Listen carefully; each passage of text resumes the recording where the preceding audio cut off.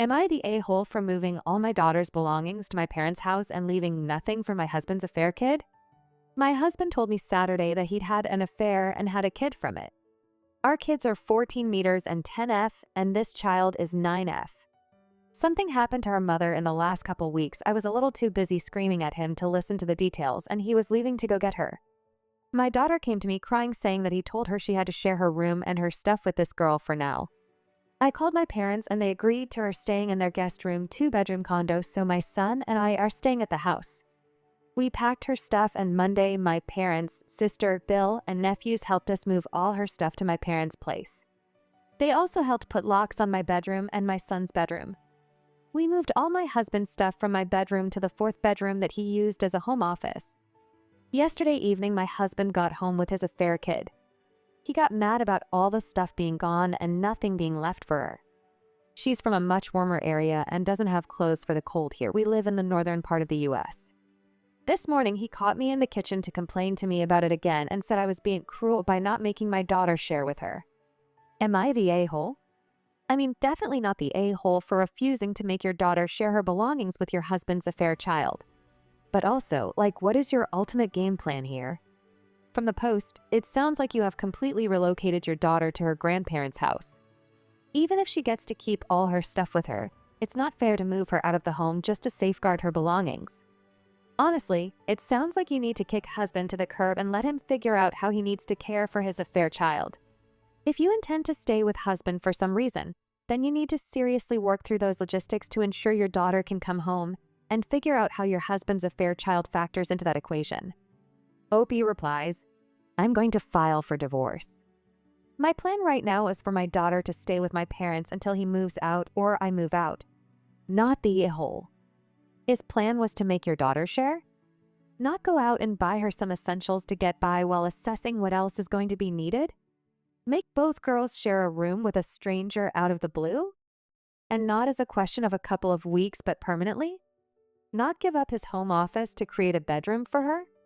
Everything he was planning on was guaranteed to undermine your daughter's sense of security, safety, and sense of her place within your family.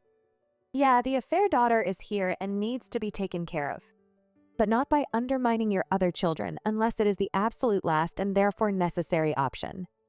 Plus, the sheer audacity to expect that he just got to unilaterally dictate that to your daughter, not discuss with you and agree together on what would happen. Opie replies, he was going to put her in the office room after cleaning it out and getting her furniture. I just didn't want my daughter to deal with sharing everything she owns in the meantime. Next story.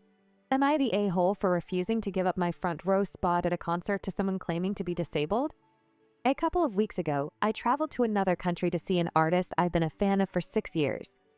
This was a once-in-a-lifetime experience for me, and I'd been waiting months for it. I sacrificed a lot financially and mentally to make it happen. Since it was my first and probably only time seeing them, I went all out. I bought GA tickets and arrived at the queue at 5 a.m. even though the doors wouldn't open until 6:30 - 7 p.m. in freezing cold weather. I waited all day, hungry, cold, and dehydrated, but it was worth it because when the doors opened, I secured a front row barricade spot right up against the stage. This was my dream spot. Then, a guy behind me tapped me on the shoulder and told me he was disabled. He said the venue was supposed to let disabled attendees in early, but they hadn't. He asked me to give him my spot at the barricade.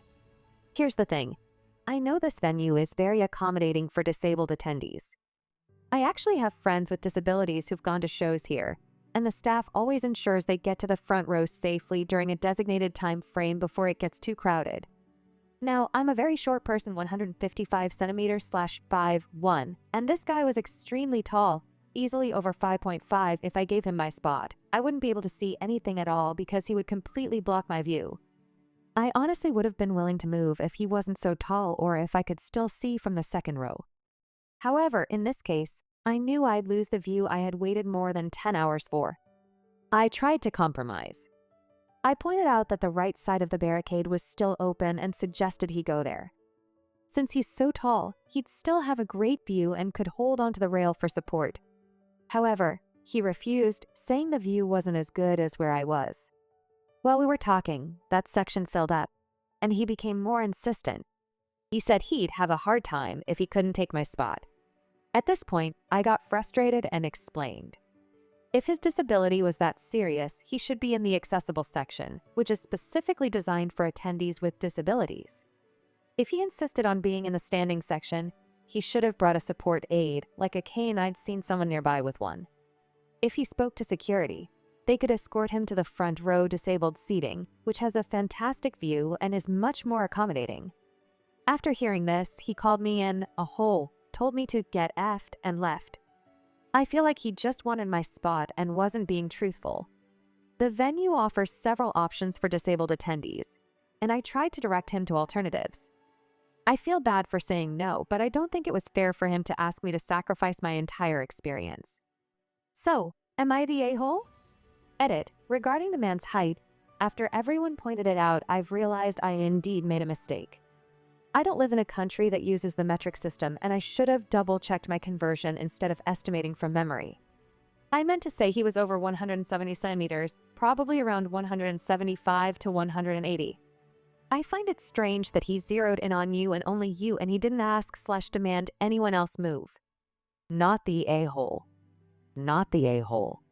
As someone who is disabled, I call venues ahead about the accommodations I need, and it's usually worked out for me at no charge here in Washington State in the US a seat somewhere so I can sit and enjoy the music.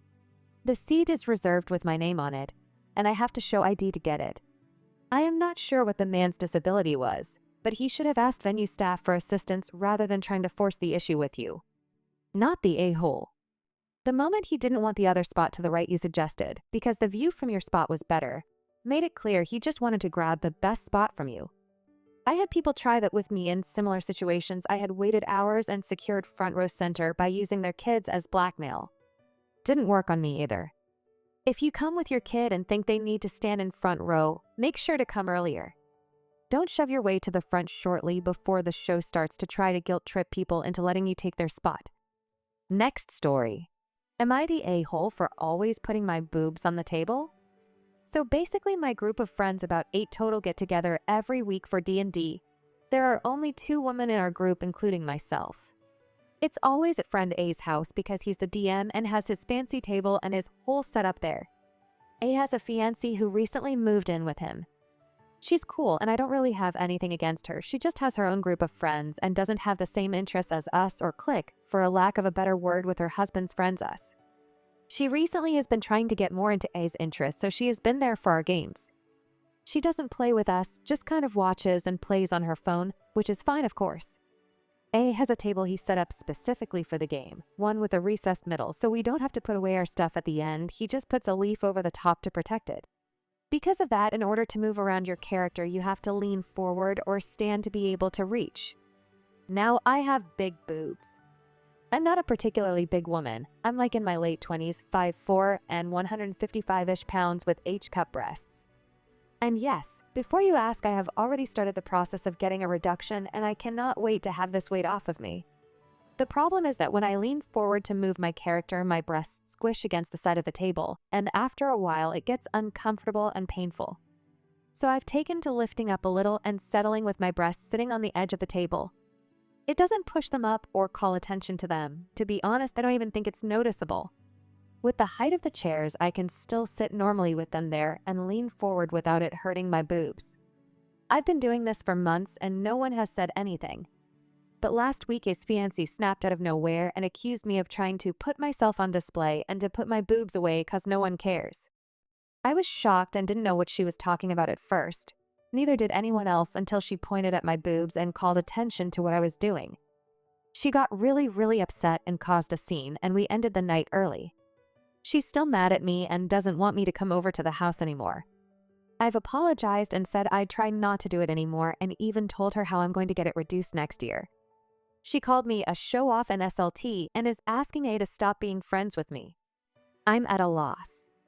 I do this all the time. I've even caught myself doing it at home with my own table without even thinking about it. Am I the a-hole?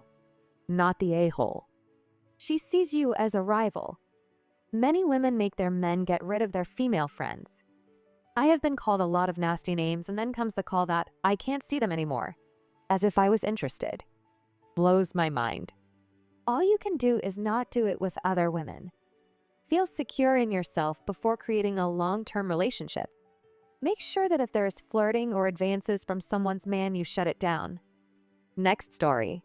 Am I the a-hole for refusing to punish my daughter after she blew up on the class clown that she didn't want at her birthday party? My daughter is 13 and she goes to a small school. Her grade only has 18 students, 10 boys and 8 girls. My daughter also has other friends from the sports she does. We plan to have her go to a much larger high school in the future. Her 13th birthday party was last weekend, and I asked who she wanted to invite. She wanted to invite 7 of the girls from her class and 5 from her soccer team. The one girl she doesn't want to invite is named Kelly.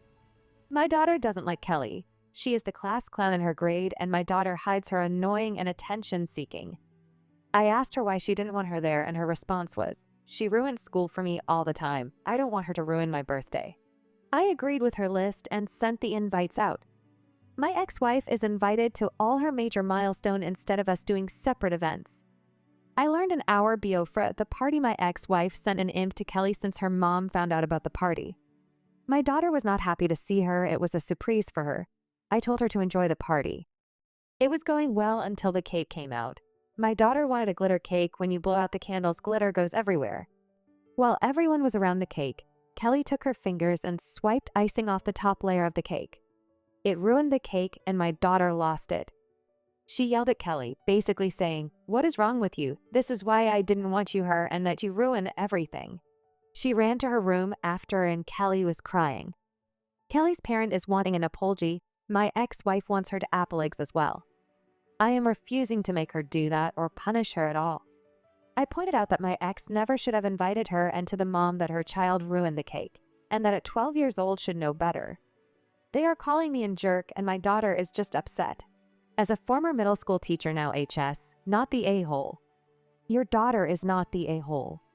This girl, this clown, has been allowed to disrupt the classroom, to steal learning opportunities from her classmates, to do whatever she pleases. The parents have supported her awful behavior. I guarantee they have been contacted by the teacher. I promise you they have. And they were either non-responsive or threatening in response. They are enabling this behavior and your daughter called the kid on it. And that is okay. That is your daughter defending herself after enduring time, attention, and energy theft by this kid in class. Not the a-hole. That girl and her parents are. Kelly ruined the cake and the party. I'd hold mom responsible for inviting her. Your daughter is not the a-hole at all. You seem to be the only level-headed person in this fiasco. Not the a-hole. A 12-year-old should and does know better. Kelly is at the age where she's going to start facing natural social consequences for her actions. A lot of people will probably jump on the "but what if she's neurodivergent" wagon, but neurodivergent children can and should learn right from wrong, and swiping frosting off someone else's cake is pretty basic manners. Next story. Am I the a-hole for not telling my ex-wife that we lived in a rental apartment? Hi! Back in 2008, when I started university, I rented a 2-bedroom apartment with my ex-girlfriend at the time and my friend and his girlfriend. We got a great deal for it, as the owner of the place lost his job because of everything that happened back then and decided to try her luck abroad, where she still lives. Years went by, and after university, my friend and his GF decided to find a place of their own. As we had full-time jobs, renting this apartment together did not seem expensive anymore, and also did not seem expensive to rent alone after we broke up some time later. So there I was, alone in a 2-bedroom apartment in the central part of the city. The owner decided that she was too lazy to mess with bills and stuff every month and made arrangements for me to pay everything directly, as I earned her trust. I still pay her monthly rent, which is very cheap for today, and deal with everything else having her authorization. Because of the perfect location, my second bedroom was basically free B&B for my friends who did not live in the city, and I did not mind. It is good to have company if you live alone. In 2020, I met a girl who was in a rush to get married, and as I was madly in love, we did in 2021. For some reason, I never told her the story of how I rented the place or that it was a rental at all. It just never came up. I have been so used to the fact that I am an authorized representative with building cooperative things etc. that I refer to it as my place. Our relationship started to cool down, and we found out that we were not perfect for each other after all, so divorce it is. So we did the paperwork for divorce, and she is moving out.